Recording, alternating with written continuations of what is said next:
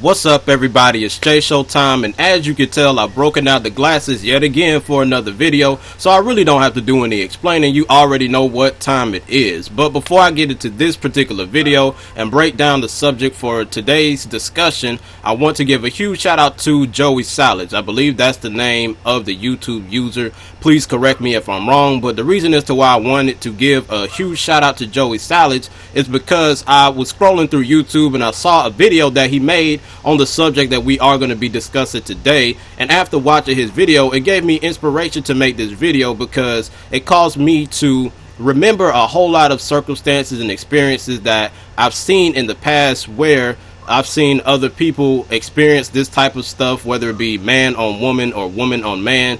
And not only that, but it also made me remember the circumstances and experiences that I've had in particular where I was the victim of this, receiving this not only from a woman, but from a man as well. So, with all of that being said, let's go ahead and get right into the video, shall we? Now, in today's society, sexual harassment can be classified and categorized as multiple things for a wide variety of reasons, right? For example, I could be looking at something and just so coincidentally a woman just so happens to be standing in front of or near this object that I am staring at, right? Well, if this woman looks up, sees me looking in her direction, and she perceives that I am staring at her breast or I'm looking at her in a very provocative manner, what she will do in most cases is scream sexual harassment, right? All because she perceives that I'm looking at her when I'm really not. That's one scenario. Another scenario can be you're walking down the streets of New York City, right? And you know that's a place where a lot of sexual harassment happens on average. So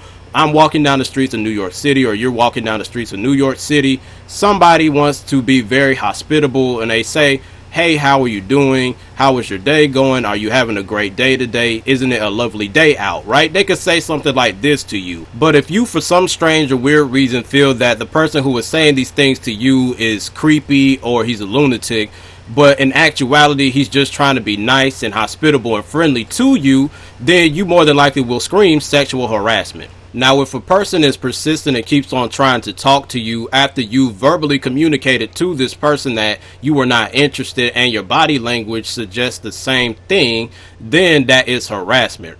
It can only be classified as sexual harassment when somebody is saying sexually provocative things to you or very racy things to you, right?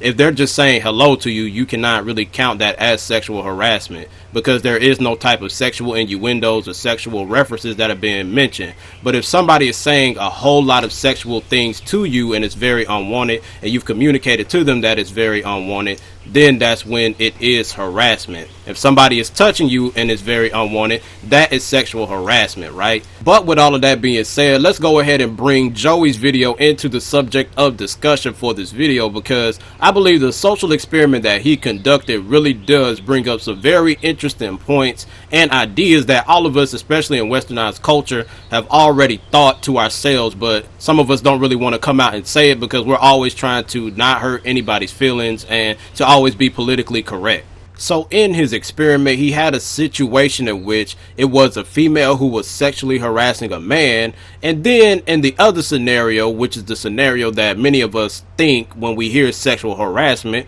he had a man sexually harassing a woman in a public place. Now, when he conducted these two experiments, quite naturally, and this is under the assumption that the reactions that he recorded were not staged and that these were genuine reactions, right? It almost seemed as if, I'm not really 100% sure, but it seemed as if more people came to the woman's defense when she was being sexually harassed than the man when he was being sexually harassed by the woman. Now, in my experiences that I have had in the past, I can really testify to this because I have seen a whole lot of men who are being sexually harassed, whether it be by other men or whether it be by women. A lot of people do not come to their defense at all. They just look, they laugh, or they giggle, or they pull out their phone and scream world star, right? This is what a lot of people do. But in a whole lot of other cases in which I've witnessed, I usually see when a woman is being sexually harassed by a man, people flock to her aid quickly. And I'm not saying that people shouldn't do that, but what I'm saying is people are more apt to come to a woman's defense in heterosexual sexual harassment than when a man is receiving it, whether it be heterosexual sexual harassment or whether it be homosexual sexual harassment.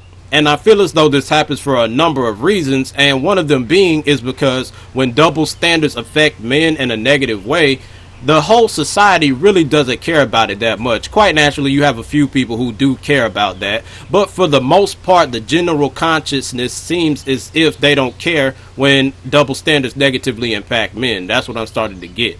And another reason why I feel as though this happens is because we have a whole lot of people being very intellectually dishonest here. They're being very picky and choosy with their arguments, and if something doesn't really defend their position, they don't really talk about it, instead of looking at this from a universal or global view, right? Not only that, but on top of that, you have people who are just flat out lying to themselves, so much to the point to where they live in a world where cats bark and dogs purr and elephants are pink. And the reason why I say this is because there's a select group of people who are fighting for gender equality, and they say that man and woman should be treated as equals when it comes to economic status and whatever else, right? But when a woman is confronted by a man in a sexual manner, they quickly come to this person's aid. They say, oh my goodness, the man is wrong, he's very barbaric, he's aggressive, and he obviously has no type of home training, right? But in the event, which I've seen in Joey's video, when a woman decides to sexually harass a man, these same exact people who were screaming gender equality not too long ago will now completely change their position on gender equality when a man is being sexually harassed by either a woman or another man, and reply and say that he needs to man up, or what's wrong with him? Why doesn't he like that a very attractive woman is coming onto him very strong? Is he gay or is he homosexual? They will say things like this. They'll say, why doesn't he defend himself? And I really don't like when they say this, because they know that if a man were to take it upon himself to physically stop this woman from sexually harassing him, especially if it's in a public place, what will happen is when these people who are coming by or passing by the interaction where the man is trying to physically apprehend this woman in the most civilized way possible to stop her from sexually harassing him, what will happen is these bypassers will now take the woman's side and see the man as the aggressor, even though he was trying to stop this woman from attacking him in a sexual manner, right? Because we have been taught by society that under no circumstance should a man ever put his hands on a woman, right? Even if it is in self-defense, because by a man putting his hands on a woman, he automatically is now the aggressor. Even though in this gender equality society, keep in mind, we are just merely talking about another human being just merely defending themselves from being attacked sexually from another human being. As messed up as this seems, right, what I can say that I admire about this is that it seems as though women will come together in times of need, especially if it is for a greater purpose, right? From what I've been hearing of the female community, whether it be from the female friends that I've had in the past or overhearing females talk, even though some women may dislike other women or they may despise other women, what I do see is that if a woman may have some type of ought against another woman, or she hates another woman, if she hates something else, whether it be a man or another circumstance, more than she does hate this other woman, what you'll tend to see is that since both of these women do hate this same thing, or they share this same dislike for this other thing, and their dislike for this other thing is a whole lot greater than the dislike that they have for each other, what they will do is put their differences aside and bond together to overcome that difference. Men, on the other hand, on average, would rather die before they decided to put their differences aside that they had with another man and come together for a greater purpose, or to come together to accomplish a goal, right? Usually on average, a man is too stubborn for this. But that wraps it up for this video. Hopefully you enjoyed the content presented in it, and you enjoyed my perspective or perception of this matter. As always, if you truly enjoyed the content presented in this video, please like, share, and comment on this video, and please subscribe to my channel so I can keep bringing y'all that great quality content. And as I said before, and as I said always, it's JoeySalads, your favorite rapper and favorite person, and if you ain't authentic, we ain't conversing. Till next time. In our dying words, will we make the right decision?